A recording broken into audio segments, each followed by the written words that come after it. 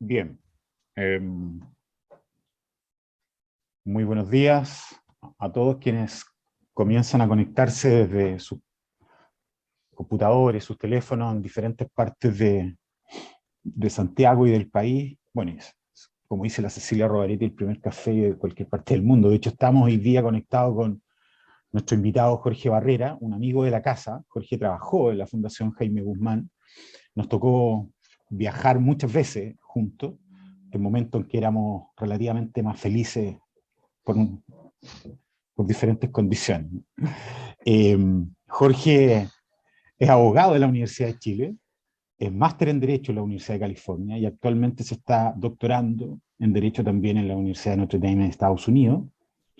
Es profesor de la Facultad de Derecho en la Universidad de Chile y de la Universidad de San Sebastián, pero como decía al principio, sobre todo un amigo de la casa, un gremialista, eh, un amigo personal, me permito también decirlo, y lo hemos invitado hoy porque, bueno, hay un borrador, bueno, si bien aún tienen que concluirse algunas cuestiones de la comisión de las transitorias, del preámbulo, eh, de armonización sobre todo, hay un borrador constitucional y la Fundación ha ido tomando parte y teniendo opinión pública al respecto, y también queremos seguir participando en el debate en instancias como esta, y para eso te hemos invitado, Jorge, para saber cuál es tu opinión, tu análisis respecto a lo que en materia de derechos fundamentales se está escribiendo en el actual borrador constitucional. Bienvenido, Jorge, un abrazo a la distancia, aunque sabemos que estás yendo y viniendo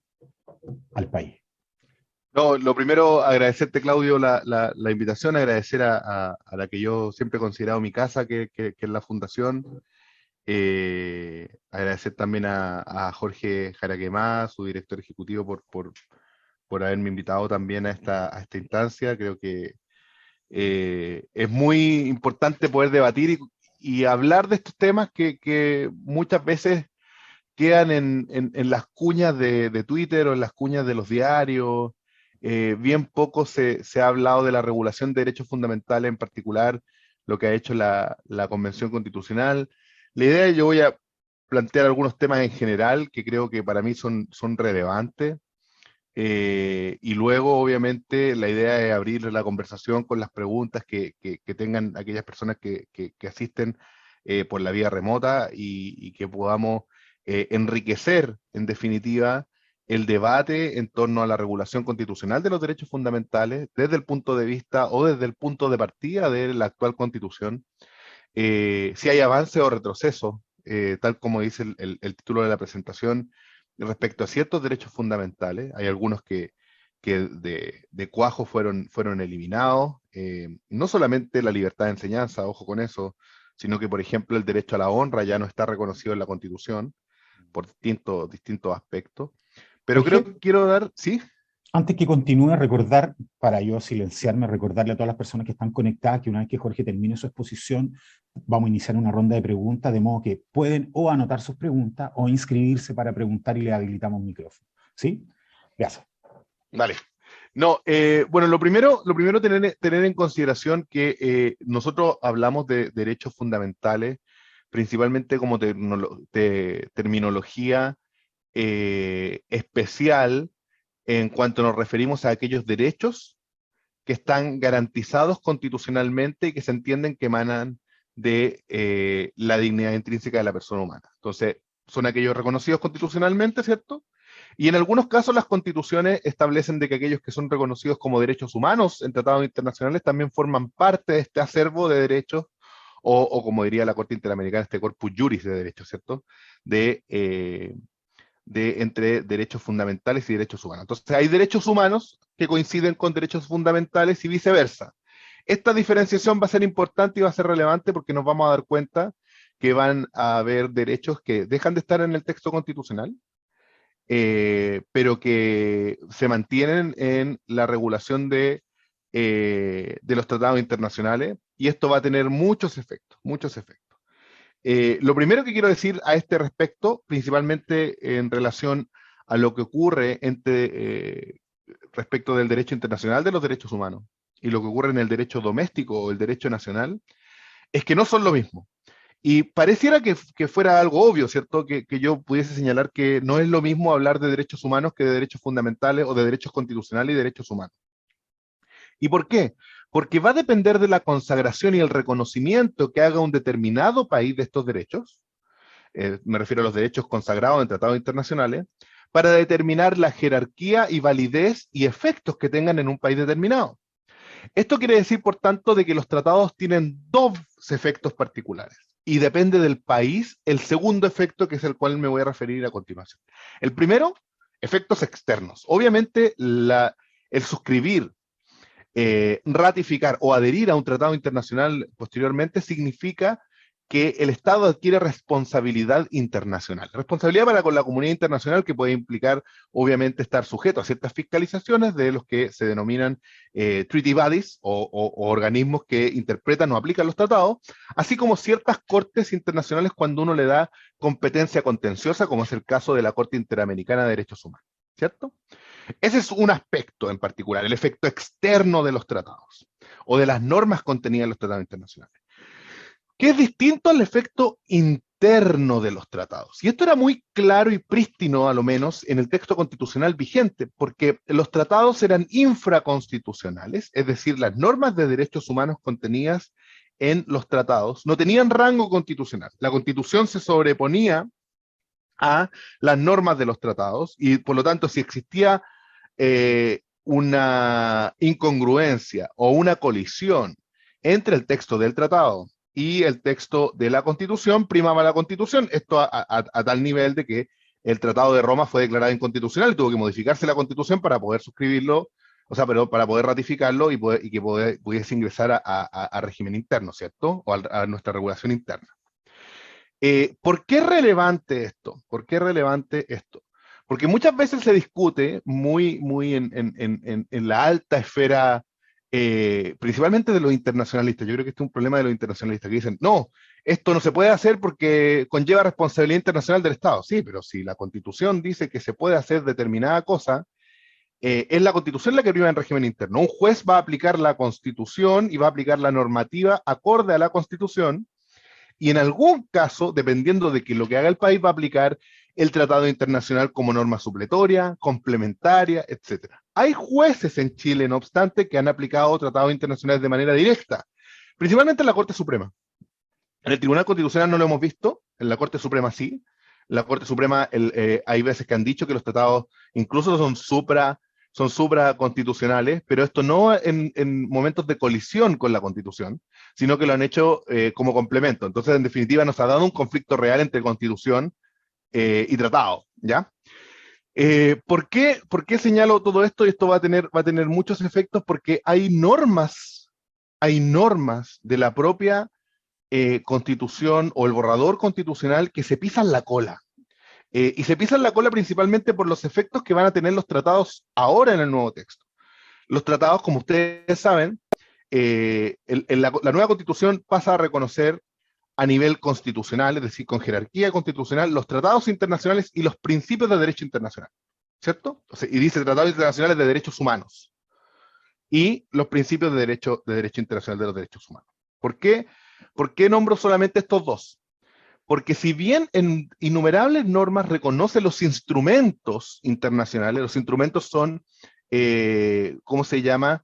Textos de soft law, es decir, no son vinculantes, son interpretaciones que hacen ciertos organismos internacionales, tienen reconocimiento, ese reconocimiento sigue siendo infraconstitucional. Lo único que reconocen con jerarquía constitucional, el nuevo borrador, es los tratados y los principios. ¿Por qué es relevante? Ya vamos a hablar del peligro, y quizás da para largo hablar del peligro que tiene la incorporación de principios, así tan vagamente. Pero por lo menos respecto a los tratados, esto es interesante porque terminando el control preventivo por parte del Tribunal Constitucional o la nueva Corte Constitucional, termina también el control preventivo respecto de los tratados internacionales. ¿Qué es el control preventivo? Es decir, si el tratado que se ha suscrito, que está en procedimiento de ratificación, si ese tratado se acopla o se aviene al texto constitucional. Eso se termina. La Corte Constitucional ya no va a tener control preventivo de los tratados, por lo tanto va a haber tratados que efectivamente van a tener rango constitucional al mismo tiempo por el hecho de su ratificación o adhesión, pero que no van a poder ser impugnados en su texto a pesar de que existan incongruencias con el texto constitucional. Me salgo del aspecto propio de los tratados para referirme a un tratado en particular que yo creo que es interesante en materia de derechos fundamentales. Y tiene que ver con el Pacto Internacional de Derechos Económicos, Sociales y Culturales. ¿Por qué hablo de este pacto? Más allá de la visión o de los argumentos que se puedan dar respecto a los derechos sociales, la inclusión, y esto quiero que lo veamos así. La libertad de enseñanza, por ejemplo. Yo sé que hay gente que dice, no, es que los derechos sociales no corresponden a una visión liberal económica, por así decirlo. No corresponde que el Estado, que nosotros nos hagamos cargo con nuestros impuestos. Bueno, la libertad de enseñanza es un derecho económico, social y cultural. Entonces, cuando usted está diciendo que no hay que hacerse cargo de esos derechos, usted está dejando fuera también la libertad de enseñanza. Me explico, ¿no? Entonces, es importante cuidar qué es lo que estamos diciendo y qué es lo que estamos defendiendo al momento de decir ciertas frases que muchas veces se ocupan como cuña comunicacional y que pueden afectar, obviamente, ciertos derechos y garantías.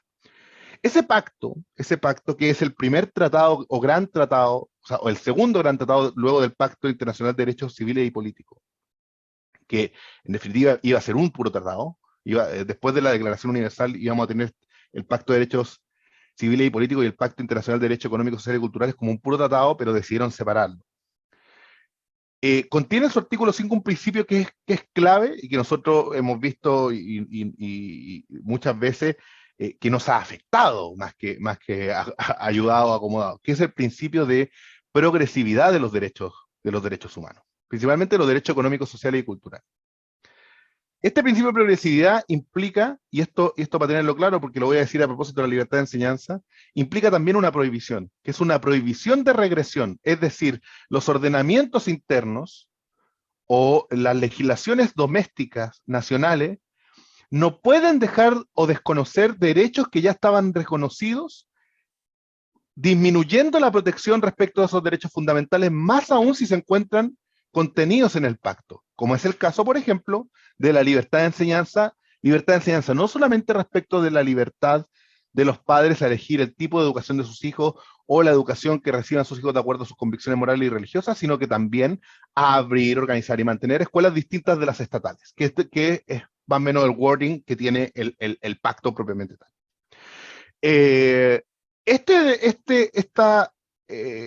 Esta norma o este principio del derecho internacional de los derechos humanos, principalmente de los DESC o de los derechos económicos, sociales y culturales, se ha visto obviamente mermado en la incorporación o no incorporación o mala incorporación o muchos límites respecto de derechos fundamentales en la regulación del borrador constitucional. El primero, claramente, ya lo he dado como ejemplo, lo voy a adelantar, voy a nombrar solamente algunos ejemplos para que podamos conversar entre nosotros. Obviamente la libertad de enseñanza. Libertad de enseñanza que con bastantes límites reconoce solamente la libertad de los padres de elegir el tipo de educación, desconoce ya el derecho y deber de educar a los hijos, ya no lo reconoce como un derecho. Vamos a ver las diferencias y las podemos conversar después, diferencia entre una libertad y un derecho, por lo menos para el mundo de los derechos económicos, sociales y culturales. Esta fue una larga discusión que se dio en las tratativas preliminares del Pacto Internacional de Derechos Económicos, Sociales y Culturales, principalmente Estados Unidos señaló, no, esto no tiene que ser derecho, tiene que ser libertad, y la diferencia radica en dos palabras, en que las libertades contienen, ¿cómo se llama? Contienen obligaciones estatales de respeto, es decir, el Estado debe respetar el ejercicio legítimo del derecho, la protección, es decir, el Estado tiene la obligación de proteger el ejercicio legítimo del derecho por alguna intervención indebida por parte de terceros. El Estado además debe facilitar, esto es entregar mecanismos para poder ejercer esa libertad, pero no cuenta con un deber con el cual sí cuentan los derechos, que es el de provisión. Es decir, cuando estamos frente a un derecho y no una libertad, el Estado cuenta con el deber de provisionar, es decir, de financiar. Por eso que es tan relevante es tan relevante la diferencia entre derecho y libertad, por lo menos desde el punto de vista del derecho internacional de los derechos humanos y desde el punto de vista de los derechos económicos, sociales y culturales. ¿Por qué es tan relevante en el caso de Latinoamérica o del sistema interamericano, por lo menos? Porque independiente que el Pacto Internacional de Derecho Económico, Social y Cultural solamente hable de libertad, la Convención Americana de Derechos Humanos, artículo 12.4, habla del derecho de los padres a que sus hijos reciban una educación moral y religiosa de acuerdo a sus propias convicciones. Como es un derecho, obviamente los estados pueden, incluso uno podría interpretar que están en la obligación de proveer este derecho, sea a través del financiamiento o sea entregando alternativas, como lo que hace el Estado de Chile, que entrega educación religiosa confesional en las escuelas públicas y particulares subvencionadas y obviamente las escuelas privadas que deseen hacerlo. Eso es lo primero. Ahora nos vamos a otros elementos que creo que es importante destacar y señalar respecto a casos concretos de tratamiento de derechos fundamentales. El primero tiene que ver con el derecho de propiedad. Creo que el derecho de propiedad, si bien nosotros podemos decir que está reconocido el derecho de propiedad en el borrador de la nueva Constitución, el régimen de expropiación sin duda deja bastante para la arbitrariedad del juez en el caso concreto. Y esto por una cuestión bien simple. Hasta el texto vigente hoy se garantiza el pago, en el caso de expropiación, de una indemnización por el daño efectivamente causado. Eso se ha interpretado obviamente como valor de mercado o valor comercial, ¿ya? La nueva Constitución habla de que esa expropiación va a ser por el justo precio. Y este justo precio, algunos tratan de señalar, no, pues si es lo mismo que valor de mercado. Si es lo mismo, hubiesen puesto valor de mercado o hubiesen puesto valor comercial. La verdad es que no es lo mismo, puesto que el precio justo podría implicar una disminución del pago de la indemnización. Producto de que el juez, por ciertas compensaciones, por el tiempo utilizado del bien, por otros aspectos bastante externos, puede entender que es de justicia, o sea, por lo tanto justo, pagar un precio menor por la indemnización en caso de expropiación.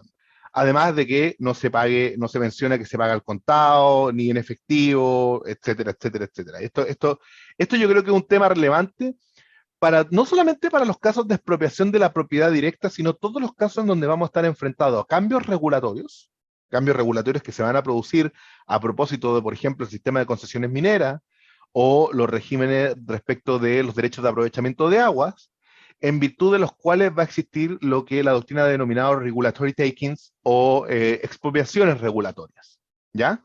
En virtud del cual el cambio ha significado una deprivación del derecho de propiedad respecto de ciertas y determinadas personas que anterior al cambio de la regulación detentaban eran poseedores de ese derecho en particular, ¿ya?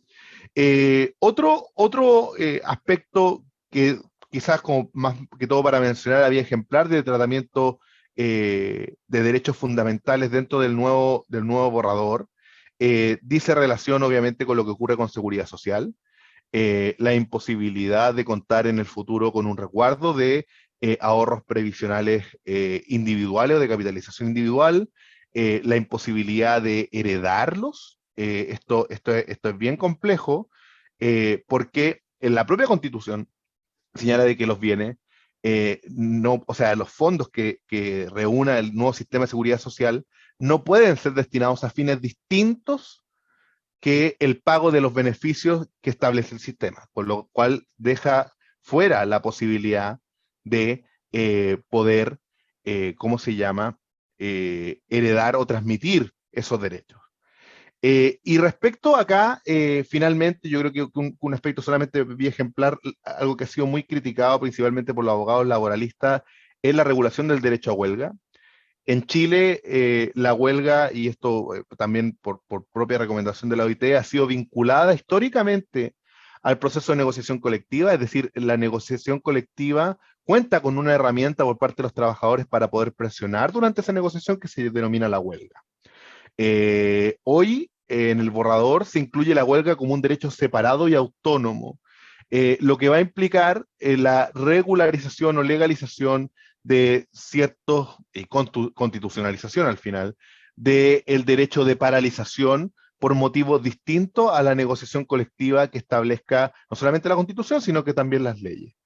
En definitiva, y solamente para redondear, para dejar obviamente abierto a preguntas, hay bastantes retrocesos respecto de derechos fundamentales. Creo que la afectación del principio de no regresión, perdón, del principio de la prohibición de regresión, el principio de no regresión, va a ser fundamental para ver cuáles van a ser las herramientas que toma ciertos particulares o ciertas personas para requerir la intervención de tribunales extranjeros en su caso, no solamente desde el punto de vista de los derechos humanos, que esto también es un tema que va a ser tratado lo más probable por alguien que pueda interponer alguna acción primero en la Comisión Interamericana para luego llegar a la Corte Interamericana de Derechos Humanos, con los años que puede tomar eso.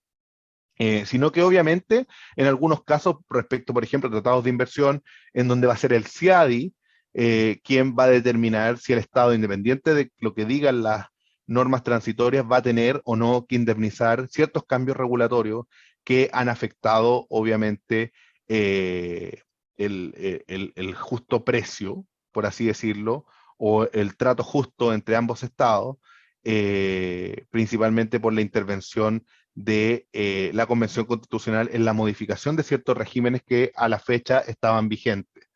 Hay dudas respecto de la etapa transicional, muchas dudas respecto de cuáles van a ser las modificaciones que se van a introducir en las normas transitorias. Ayer la mayoría de las normas fue rechazada, las normas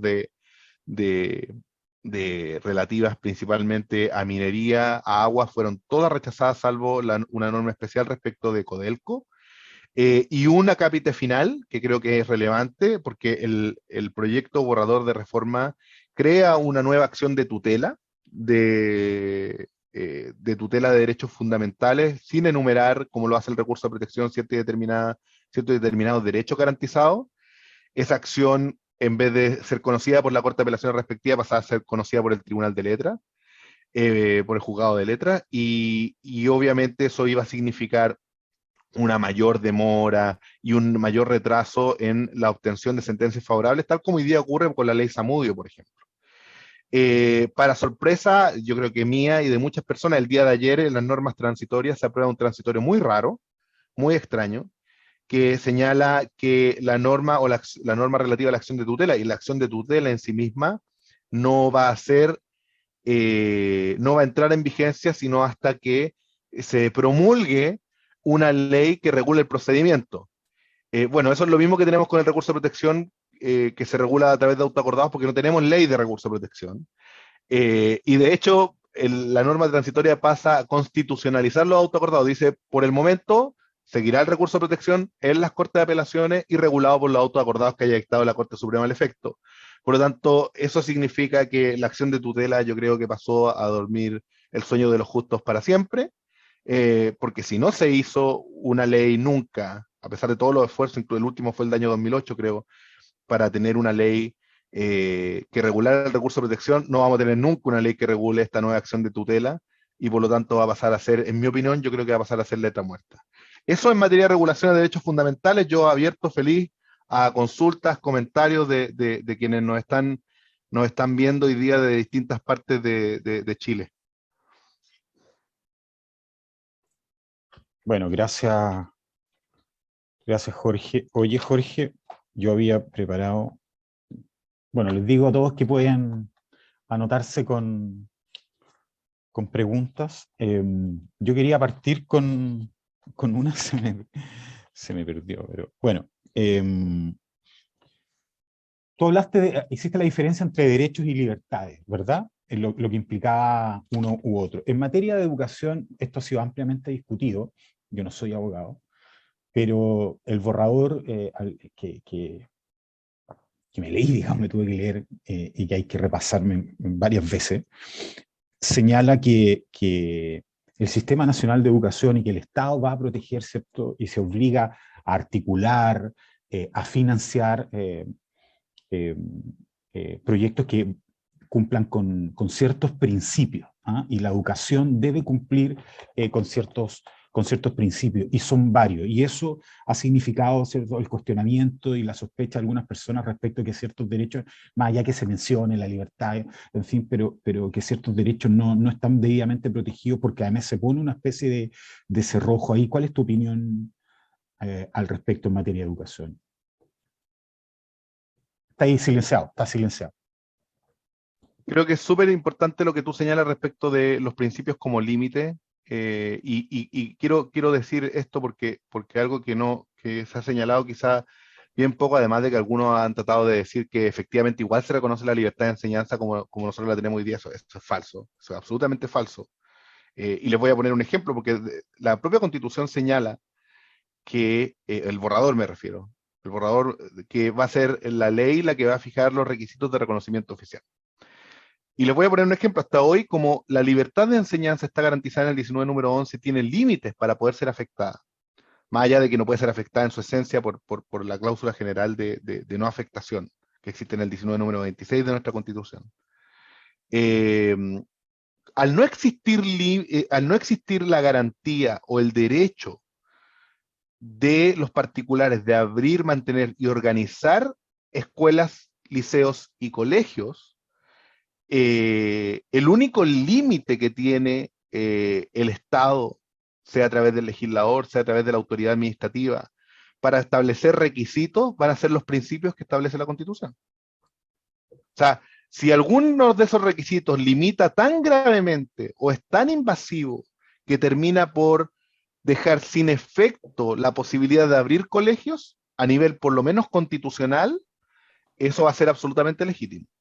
Distinto es, y por eso hago la diferencia, esto es súper importante, distinto es que yo luego esto lo pueda reclamar en algún tribunal internacional. O sea, distinto es que yo vaya a ir a la Comisión Interamericana y después pueda ir a la Corte Interamericana a decir, oye, esto está vulnerando mi derecho a abrir establecimientos distintos a los estatales, tal como dice el artículo 13 del Pacto Internacional de Derecho Económico, Social y Cultural. Ahora, ¿por qué digo que esto es, y que el borrador sí se pisa la cola en ciertos aspectos? Porque puede haber un juez, que esto es puede, no es que deba, por eso es la diferencia, y la diferencia es muy importante. Puede que un juez diga, habida cuenta de que los tratados internacionales de derechos humanos pasan a formar parte del bloque de constitucionalidad y por lo tanto tienen nivel y rango constitucional, que alguien pueda entender que el artículo 13 del Pacto Internacional, un juez puede entender que el artículo 13 del Pacto Internacional de Derechos Económicos, Sociales y Culturales es parte de la Constitución y por lo tanto los requisitos de reconocimiento oficial no pueden vulnerar el derecho a abrir colegios distintos a los estatales. Pero eso es una vuelta larga que hay que dar para poder llegar y poder argumentarlo. Hay vías de resguardo, las vamos a tener que inventar. Somos buenos para eso y yo creo que va a tener que existir. Pero en estos momentos, hoy día nosotros tenemos un texto constitucional que no garantiza la libertad de enseñanza en sus dos aspectos. Solo en el primer aspecto, que es respecto de la educación o la libertad de los padres para elegir, se queda corto, solamente habla del tipo de educación, no establece un derecho ni deber de educar a los hijos, eso es lo primero, y por lo tanto hay una regresión respecto a lo que existía antes, y en ninguna parte garantiza el derecho a abrir, organizar y mantener establecimientos educacionales como lo hace la Constitución vigente. Jorge, una pregunta un poco más general antes de dar la palabra. Una de las cuestiones que se ha señalado además, que ha sido eje de la discusión, es cuánto este texto borrador permite proyectar estabilidad o conflictividad en el país. Una de las formas de mirar las constituciones, que se ha dado también en la discusión, para saber básicamente qué es lo que nos depara para futuro o para poder evaluarla, es qué tanta estabilidad le genera al país, qué tantos consensos genera el texto en sí mismo. En virtud de cómo se ha dado la discusión del borrador que hay al respecto. Primero, ¿tú compartes que hay que mirar esos dos ejes, estabilidad, consenso? Agregaría y otro. Y en segundo lugar, si adherimos a esa hipótesis, ¿qué proyectáis tú de este texto en general, digamos, más allá de los derechos fundamentales? Yo como ustedes saben, yo soy bastante díscolo en varias cosas, y una de las cosas en donde a mí me ha llamado la atención ha sido el rol que han tenido los partidos de derecha, todos los partidos de derecha, y el rol que han tenido los convencionales, internamente en la convención y hacia afuera.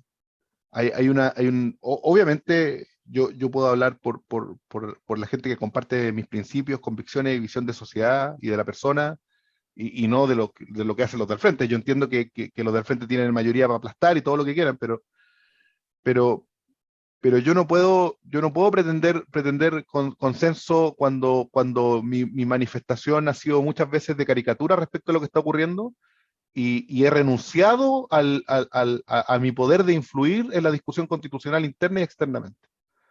Yo tengo una mirada crítica respecto a lo que han hecho los convencionales de derecha, tengo una mirada crítica de lo que han hecho los partidos políticos también. Aquí hay un tema fundamental. Ojo con lo que se está haciendo también de cara al plebiscito. ¿Por qué?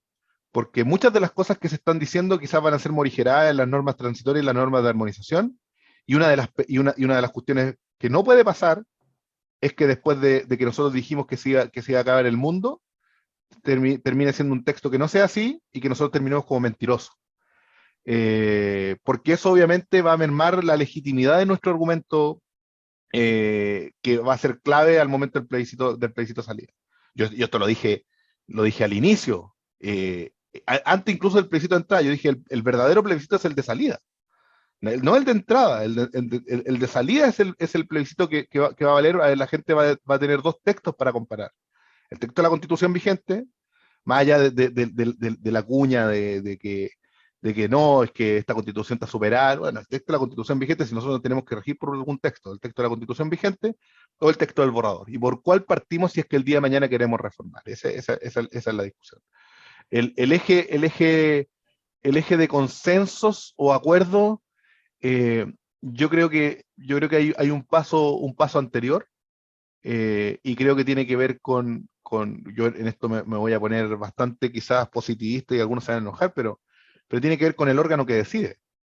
Y el órgano que decide está mal conformado, fue mal discutido, fue mal aprobado políticamente, con votos de todos los sectores, incluida la derecha, que permitieron, obviamente, incorporar independientes, y que permitieron incorporación con cupos reservados de pueblo originario. Eso obtuvo 2/3.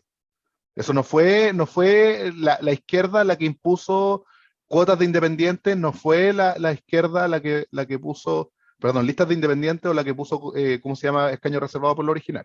Entonces también hay que reconocer, esta conformación hizo merma a tal nivel de que hoy ni siquiera sectores moderados tienen mayoría para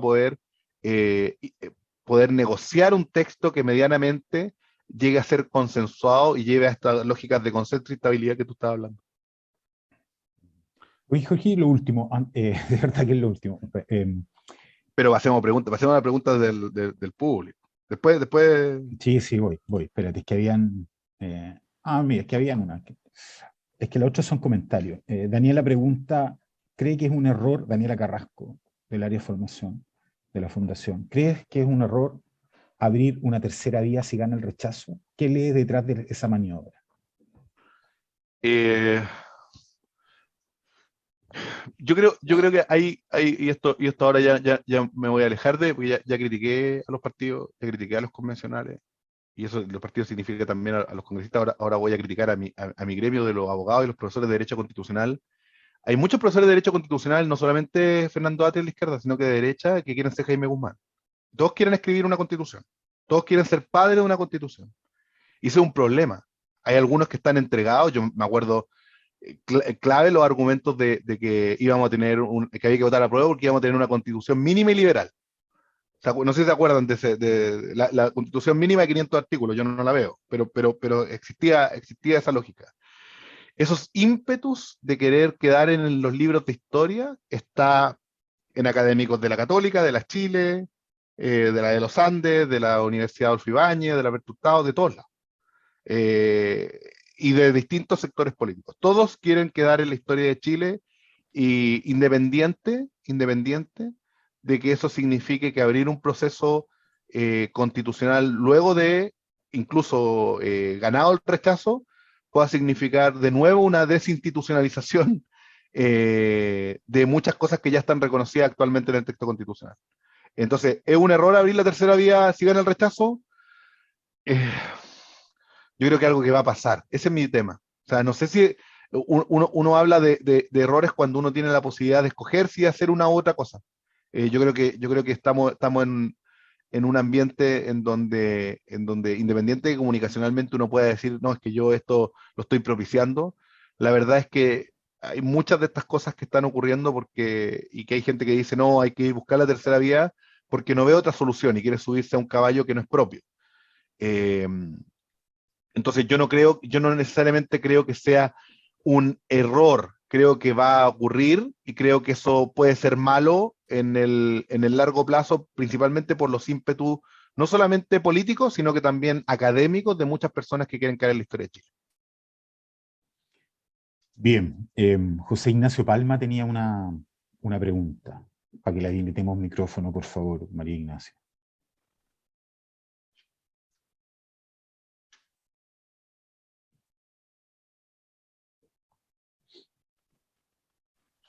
¿Aló? ¿Se escucha? Sí. Ahí se escucha súper bien. Hola Jorge, muchas gracias Hola, hola. por la presentación. Oye, yo tenía dos preguntas muy cortitas. Ya. La primera es sobre el tema del principio de igualdad sustantiva, que ha sido utilizado por muchos convencionales de izquierda como para justificar varios privilegios que se dan en los artículos de derechos fundamentales y en el borrador en general. Te quería preguntar en el fondo cuál crees tú que son los mejores argumentos para enfrentar ese concepto en el fondo de igualdad sustantiva.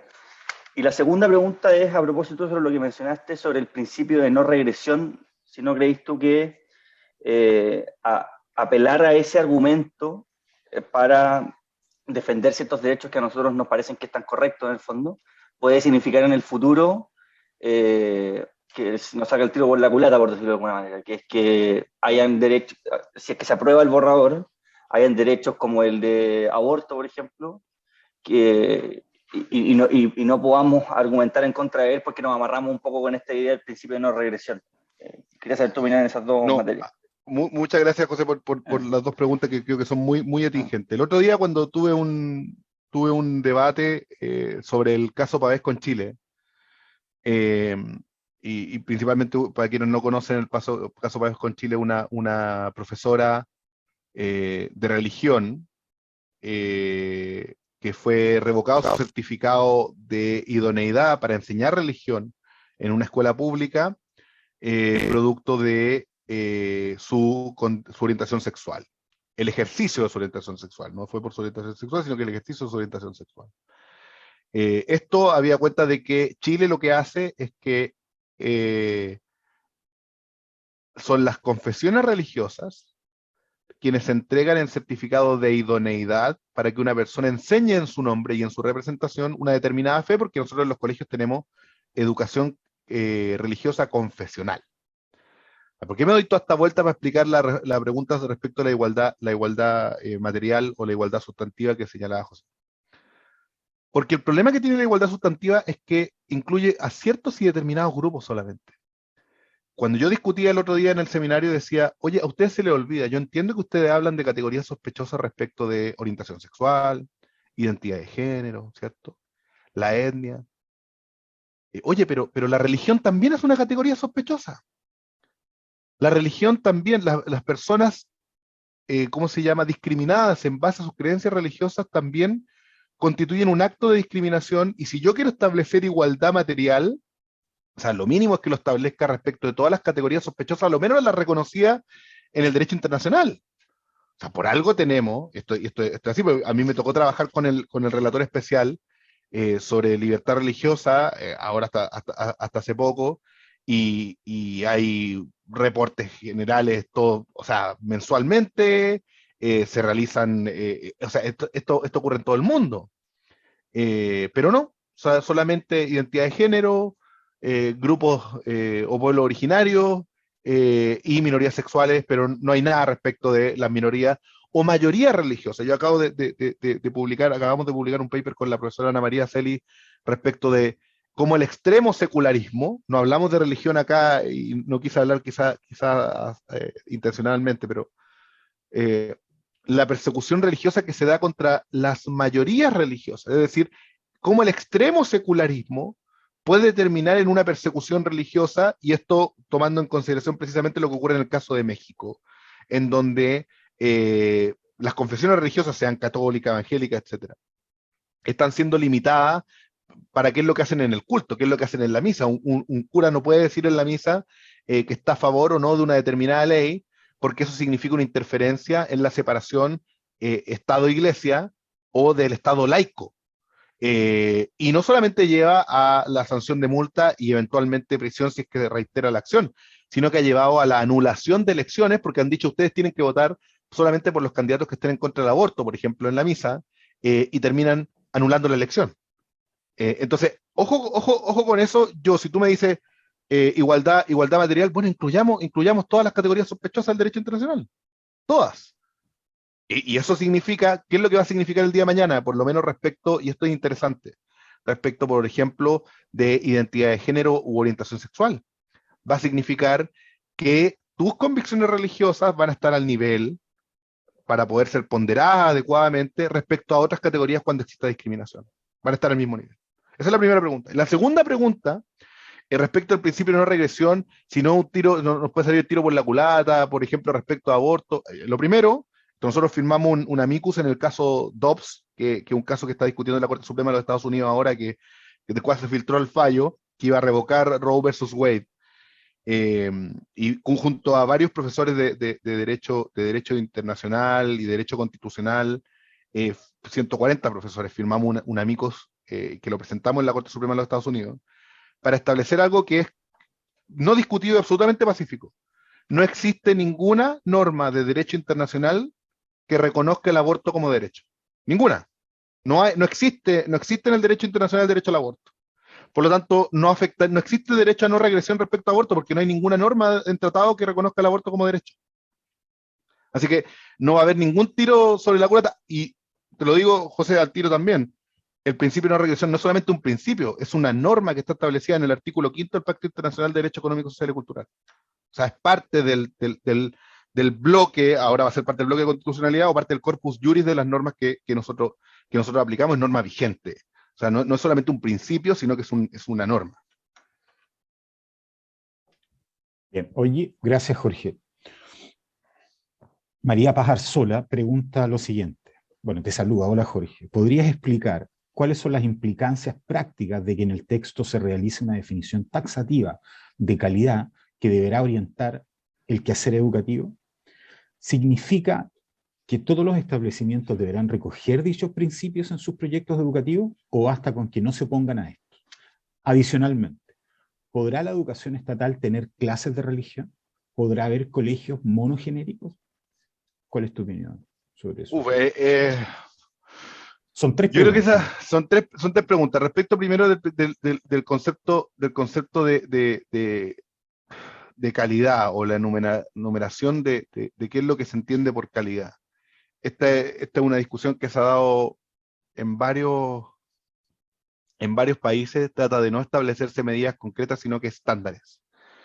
Estándares de calidad, porque la calidad tú la puedes entender desde el punto de vista absoluto, autónomo, es decir, esto es calidad, el texto dice que esto es calidad, esto hay que seguir. O desde el punto de vista relativo, hay países como Perú o Filipinas, que cuando hablan de calidad respecto a otro tipo de educación. Por ejemplo, en el caso de Perú, dice que las personas con necesidades educativas especiales deben recibir una educación de igual calidad que el resto. O sea, es decir, relativo, ¿cierto? Es como, no puede disminuir en calidad respecto al resto de las personas. Eso significa ¿cómo se llama? Que esto es taxativo, que deben recoger esos principios o basta su no afectación. Mi respuesta, y esto es algo que dice relación con algo que ya señalé anteriormente, respecto a cuidado con los mensajes comunicacionales que se entregan y los efectos, es que esto lo único que hace es abrir una cancha. La Constitución no se va a aplicar, no se va a autoaplicar directamente, pero esto va a permitir que el legislador y va a permitir que la autoridad administrativa sí pueda dictar normativas que hagan, por ejemplo, obligatorios estos principios. O sea, va a depender al final del legislador y va a depender de la autoridad administrativa, habida cuenta de que no existe derecho a abrir, mantener y organizar garantizado en la Constitución, ojo con ese punto, Ojo con ese punto, porque al final no tienes límite de si el legislador decide que estos principios son mínimos esenciales y por lo tanto requeribles a todo evento, o si basta con la no afectación de ellos para esos proyectos educativos. Ya no existen proyectos educativos garantizados, ya no están garantizados en la Constitución. Eso yo creo que hay que tenerlo claro. Eso es lo relevante al final. Por eso es tan importante la pregunta que hace María Paz. ¿Podrá la educación estatal tener clases de religión? Sí va a poder. Y esto es muy gracioso porque cuando metieron Estado laico o educación laica en el texto, perdón, no educación laica, cuando metieron Estado laico en el texto, el Estado laico iba con un inciso segundo que hablaba de la neutralidad del Estado. Y ese inciso de neutralidad fue rechazado. Entonces, la laicidad que tiene la Constitución es muy parecida al concepto de laico que hoy día tenemos en la normativa sectorial. Esto es laico, respetuoso de toda expresión religiosa. Significa, no es laico en el sentido de neutralidad o abstención o anticlericalidad del Estado, sino que significa una laicidad en el sentido de respeto a todas las visiones religiosas, el no tener una religión oficial. Además, yo podría interpretarlo porque además nosotros en esta constitución o en el borrador constitucional tenemos libertad religiosa que no teníamos antes. Antes había libertad de creencias. No había libertad religiosa expresamente consagrada en el texto. Por lo tanto, si tú me preguntas, ¿podrá la educación estatal tener clase de religión? Sí, sí va a poder. ¿Deberá? Esta es mi impresión. Hay profesores que discuten conmigo, esto no es pacífico. Yo creo que no es obligatorio que los estados tengan clases de religión en su educación pública, por lo menos desde el punto de vista del derecho internacional. Desde el punto de vista del derecho nacional, aplicando principio de subsidiariedad en el sentido de que nosotros como Estado soberano decidamos nuestras propias normas, la propia forma de regularnos. El Estado chileno perfectamente lo ha hecho, ha establecido que las clases, y lo hace no solamente el decreto 924 del año 80, o sea, de la década de los 80, que regula las clases de religión, sino que la hace una ley del año 1939, incluso antes, después de la separación de Iglesia-Estado, establece los certificados de idoneidad y que en la educación pública existan clases de religión confesional. Aquí en la educación pública nos hacen clases de religiones o de historia de la filosofía de la religión. No, es religión confesional. ¿Por qué? Porque está hecha para que los padres reciban educación de acuerdo a sus convicciones morales y religiosas. Los padres eligen cuál es la fe que se enseña. Si se enseña religión católica, si se enseña religión evangélica, judía. Hoy día en el Ministerio de Educación existen 16 programas distintos de 16 credos o creencias o comunidades religiosas con programas especiales para enseñar religión y que estos pueden ser usados en la educación pública y en la educación privada. Y respecto a si podrán existir colegios monogenéricos, de nuevo, no hay prohibición constitucional de establecimientos monogenéricos, pero los principios constitucionales, como ya nuevamente no hay una garantía de abrir, mantener y organizar principalmente establecimientos educacionales, perfectamente el legislador o la autoridad administrativa van a poder establecer la prohibición de estos bonos genéricos en base a los propios principios constitucionales que están en el nuevo borrador constitucional. Jorge, la última pregunta la va a realizar Jorge Jaraquemada, nuestro director ejecutivo.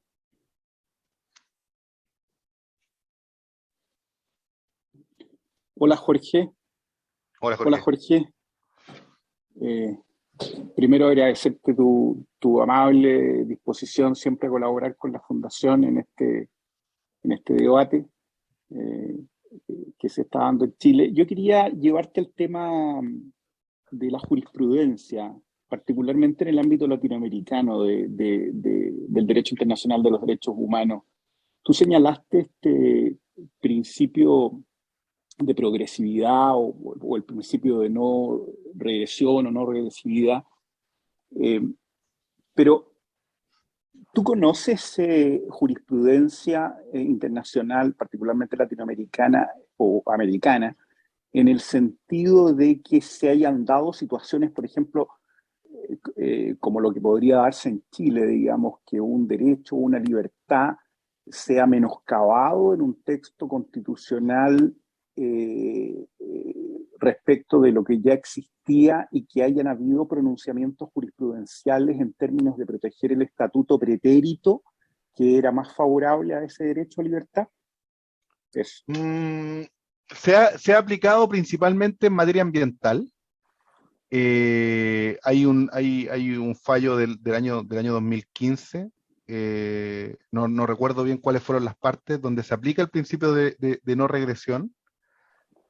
Ahora, el principio de no regresión en materia ambiental tiene otra nomenclatura también, pero existe jurisprudencia al respecto.